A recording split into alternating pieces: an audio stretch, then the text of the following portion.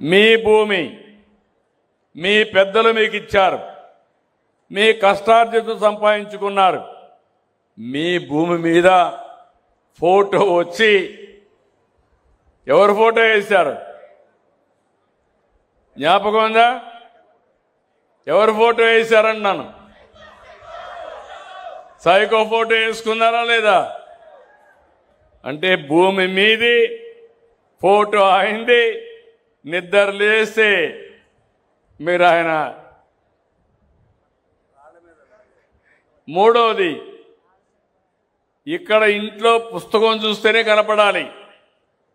ఇంకో పక్క మీ పొలం తిరిగిపోతే కూడా మిమ్మల్ని వదిలిపెట్టలా. మీ ఎంటబడ్డాడు భూతం మారిగా. పొలం దగ్గరికి పోతే మామూలు రాళ్ళు కాదు, మోస్ట్ కాస్ట్లీయెస్ట్ ల్యాండ్ అవి. ఎక్కడంటే గెలాక్సీ గ్రనైట్, అది ఒంగోలులో దొరుకుతుంది. అలాంటి గెలాక్సీ గ్రనైట్ 800 కోట్ల రూపాయలు ఖర్చు పెట్టి సర్వే రాళ్లు తయారు చేసి దానిపైన ఆయన బొమ్మ చెక్కుని మీ పొలంలో కూడా మిమ్మల్ని వదిలిపెట్టలా. అంటే ఏం చెప్పాలి నాకైతే అర్థం కాదు. ఈ పిచ్చితనానికి ట్రీట్మెంట్ ఎక్కడుందో నాకు తెలియదు.